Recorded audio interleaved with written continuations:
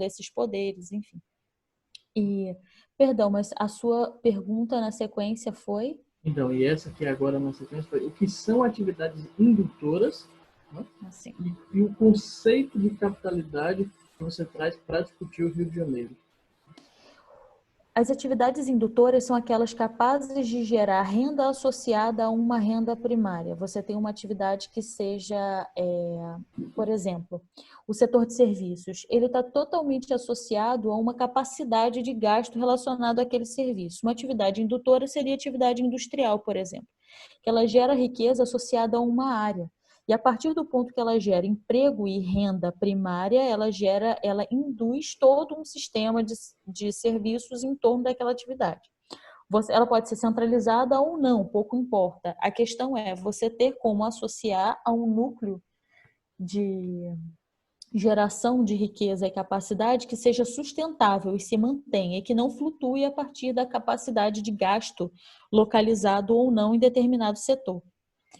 E o conceito de capitalidade, o Mauro usa do Carlos Lessa, e eu uso também, que é uma análise de que o Rio sempre pensou, o livro do saudoso Carlos Lessa, né? Tão recente o falecimento. Tão recente o falecimento dele e já tão saudoso, porque é muito importante que o Rio entenda que ele precisa estudar a ele próprio. O Rio se acostumou a ser a capital e ele se acostumou a ter uma ideia, entre aspas, de capitalidade para o mundo, ser uma cara do Brasil. O Rio concentra uma cara cultural do Brasil, a questão das praias, a cidade do Rio, onde você vai no mundo, as pessoas falam Rio, né? Sim. Então, Falou Brasil, falou Rio, né? Mesma coisa. exatamente. E só que quando o olhar o Rio, ele pode pensar nacional, mas ele precisa entender como ele se coloca nesse conceito nacional enquanto um estado, enquanto uma cidade, enquanto entes da federação com necessidade de desenvolvimento regional e localizado. Então, não abordar perspectivas de pesquisa teóricas e de análise que sejam focadas nessa noção de localidade e regionalidade, acabam fazendo com que a gente perca potencialmente capacidade de análise de desenvolvimento. É como o Mauro diz uma coisa muito interessante, você acaba matando o paciente com o diagnóstico errado. Você não pode dar o remédio equivocado para um paciente que você diagnosticou mal, você acaba matando o paciente. Quando a gente não se estuda, a gente está constantemente fazendo diagnósticos equivocados, porque está aplicando noções que são nacionais por essa ideia de capitalidade. Isso não significa que a capitalidade seja ruim, seja um conceito relacionado a qualquer noção de não valor. Ao contrário, é simplesmente entender como essa capitalidade se construiu historicamente e o que ela significa hoje de atração, como ela pode atrair investimento, como ela pode atrair renda indutora, como ela pode atrair renda primária para cada uma das unidades da federação associadas e assim por consequência. Por exemplo, cadeia do petróleo. Nós de fato concentramos, nós de fato centralizamos a cadeia produtiva do petróleo, nós somos autossuficientes? Não, nós importamos mais de 60% de ativos necessários para a construção da cadeia no estado do Rio. Então, não significa a gente sequer concentrou a atividade, porque a gente não controla a cadeia. Então, falar em diversidade produtiva, por exemplo, pode ser uma discussão interessante, desde que a gente entenda que não controla a cadeia produtiva. Então, a discussão muda de figura. Sempre que falar de Rio, a gente fala a partir de um conceito localizado. Entendi. Perfeito. Interessantíssimo. Interessantíssimo. E agora, como que a efetivação dos direitos e a teoria crítica vai entrar em seu trabalho de análise do município de Caxias?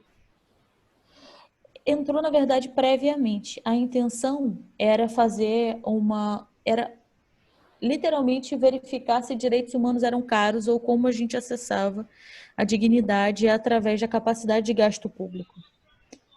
E, na verdade, isso foi posto previamente, né? Como eu analisaria conceitos socioeconômicos e de instituições e de construção da cidade a partir de um olhar, primeiro, como hipótese de que a gente o Estado ele serve a uma construção de dignidade também.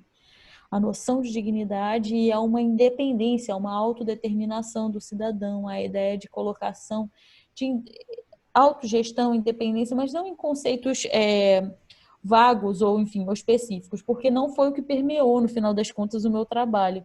Sim. Ele se manteve como uma forma de ação social no final. Onde residia essa autonomia, no fim das contas? Não era no marco de poder, porque não era um marco voltado para desenvolvimento de direitos sociais, por exemplo. Entende qual é o ponto? A partir do ponto que se construiu um poder clientelista e associado a permanências no poder e a manutenção de determinado capital político, não era um marco desenvolvimentista por direitos sociais que estava posto ali. Então, onde residia essa garantia da dignidade? Não residia em uma garantia, residia em uma resistência dos movimentos que tentam, apesar de toda e qualquer forma de brutalidade local, permanecer brigando horizontal e verticalmente, né, nas estruturas. Uhum. E o que mais? Acho que é isso. Não, beleza, tranquilo. E quais autores você mobilizou, assim, de forma bem geral, pegando os principais, né, para tratar deste desenvolvimentismo regional? O Celso Furtado, em primeiro momento, depois o Ricardo Biechowski, o Carlos Lessa, o Maro Osório, a Maria Tereza, e assim vai. E alguns outros, a Hipólita Siqueira, do IPUR. Tem umas pesquisas bastante interessantes sobre desenvolvimento regional no Brasil. Então, foi uma ideia. O Mauro, eu acho que ele ia introduzindo doses homeopáticas de economia para advogada enquanto ele me orientava. E à medida da necessidade de conhecimento, estruturação de determinada coisa ou conceito, ou até à medida da necessidade de alguma provocação de conceito que parecia posto, ele introduzia. Dá uma olhada nisso aqui e vê, vamos ver, será que a gente de fato construiu uma indústria 2.0 antes de falar da construção da indústria 4.0? Será que nós de fato fizemos, no momento que nós tivemos democrático entre 40 e 80, uma indústria suficientemente desenvolvida para falar em 4.0 num contexto pós-2000? E aí eram provocações que eram particularmente interessantes quando a gente estava falando de uma localidade pobre e associada a uma noção de pobreza que estava muito relacionada também à ausência de recursos do Estado, né? Muito pelas duas unidades da federação que existiam até 74, a ideia do Estado da Guanabara, que concentrava a maior parte da verba associada a esse poder, e depois a cidade do Rio, que concentrava as verbas advindas da capitalidade. Então, a capitalidade do Rio é da cidade do Rio. A gente precisa entender como induzir essa capitalidade para o Estado e como o Estado se torna também um indutor de riqueza e de capacidade de gasto público para as cidades associadas e principalmente as da Baixada Fluminense na região metropolitana. Como atrair renda, e, enfim, né, para que a região prospere.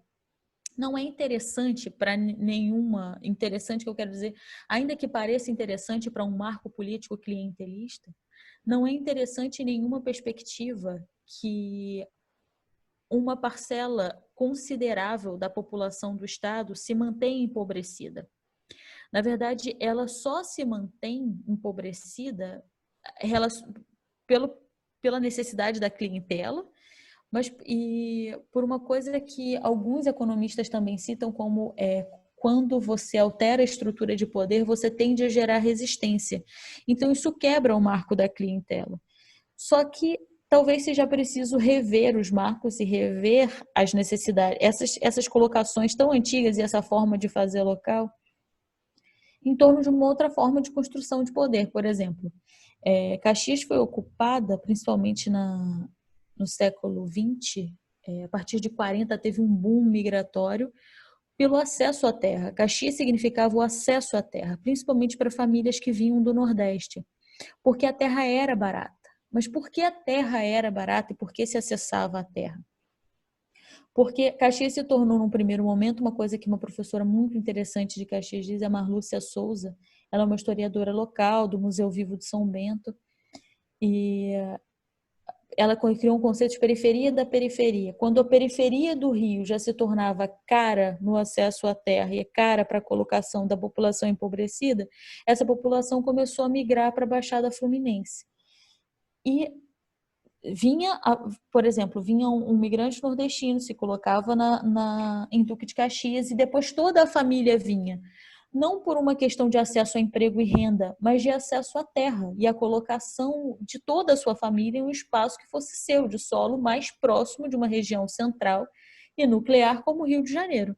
Então, a noção de cidade dormitório, por exemplo, de onde você vai para casa, né, e trabalha em outro lugar, ela se construiu desde os princípios da colonização de Duque de Caxias e depois se fortaleceu no século XX.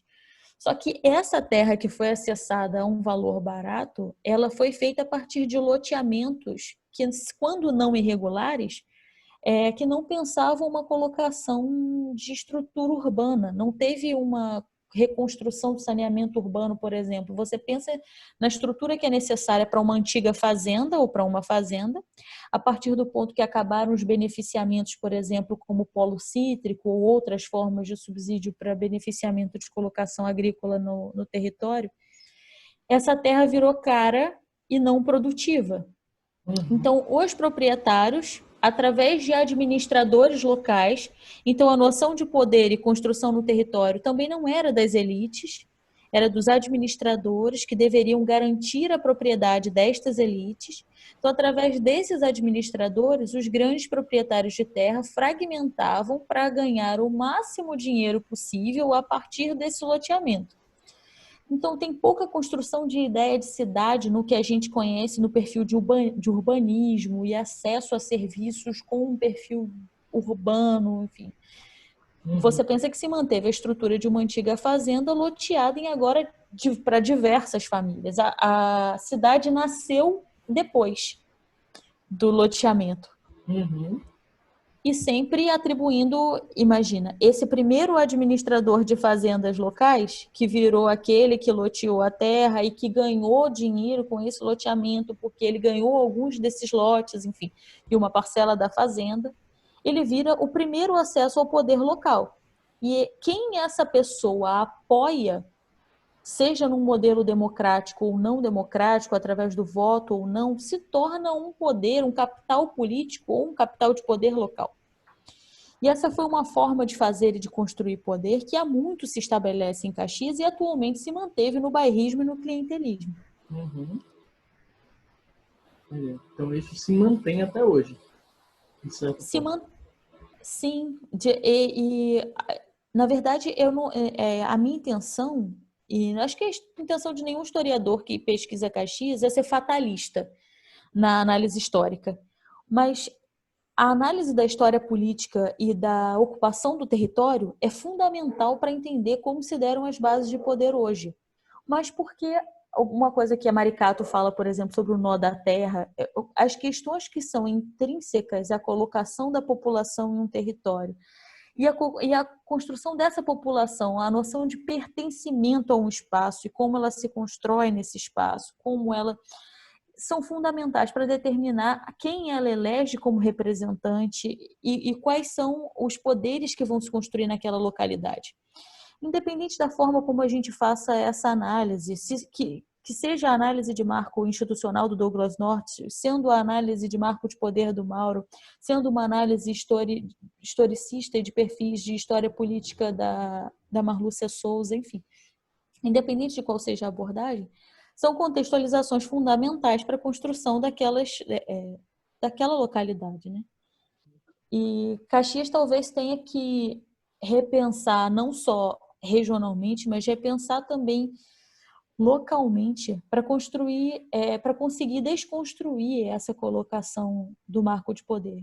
Eu acho que o primeiro passo talvez seja educação política, mas não necessariamente partidária. E eu não estou dizendo isso porque eu esteja demonizando de alguma maneira a educação partidária, mas porque é de fato fundamental o conhecimento político, o fazer político. Por que os poderes são divididos? Porque é importante que se saiba quem é responsável por cada um dos serviços públicos. Porque você sabe a quem recorrer e de quem cobrar, você sabe quem é que estabeleceu um bom trabalho, um trabalho que não está mais atendendo aquela localidade.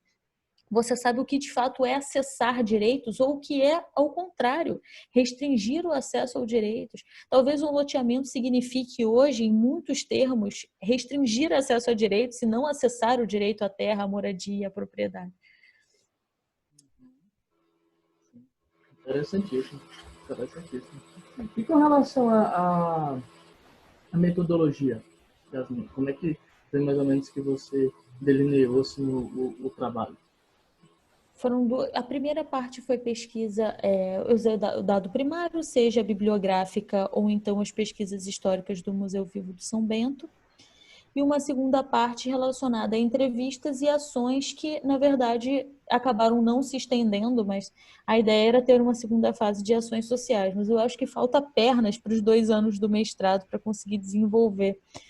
E principalmente porque eu também não tinha uma base socioeconômica e de teoria institucional interessante até então. Então, foi aquela fase de primeiro construir a pesquisadora e aí depois construir a pesquisa.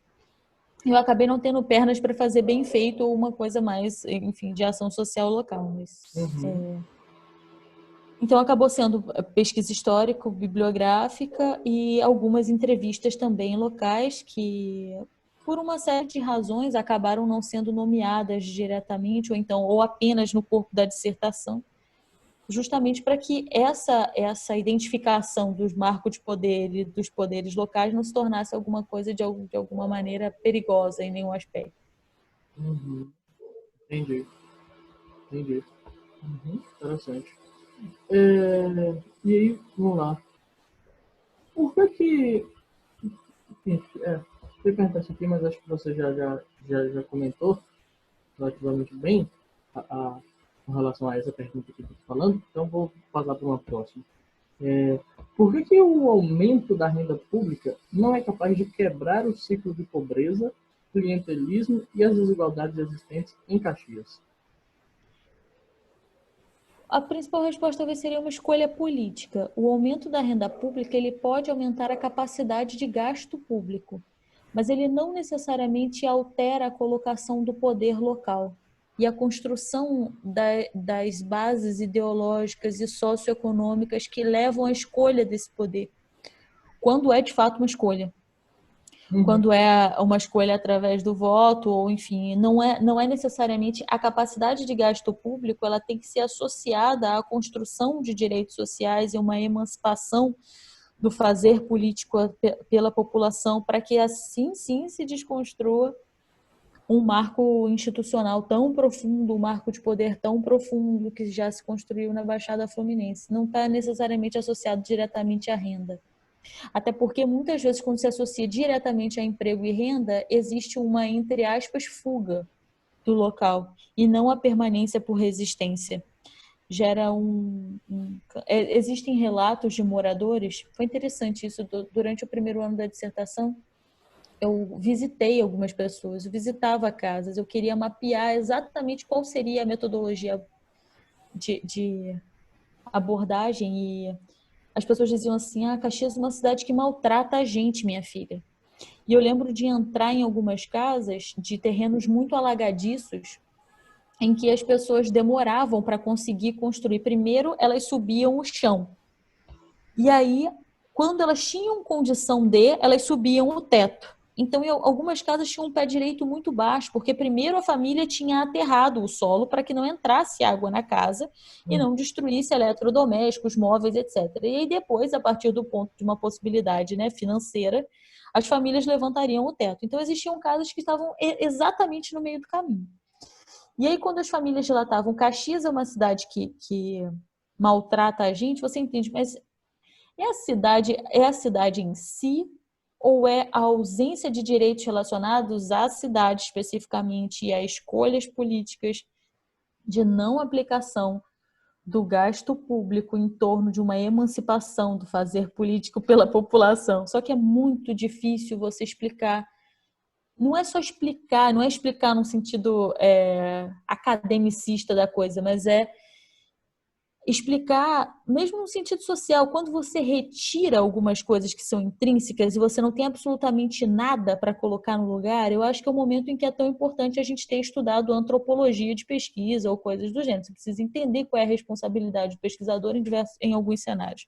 Uhum. Então, ali ficou muito claro para mim que eu teria extrema dificuldade de construir em 2 anos uma pesquisa participante, por exemplo, uma pesquisação, uma observação ativa, porque eram questões absurdamente profundas e que eu só conseguiria mexer, tocar, modificar sem desestruturar mesmo, ou sem ser leviana com aquelas pessoas, se eu pudesse fazer alguma coisa e colocar alguma coisa no lugar, entendeu? Uhum. Ao invés de simplesmente desmoronar uma série de conceitos que já estavam dados. E outra coisa que, já que eu estou falando de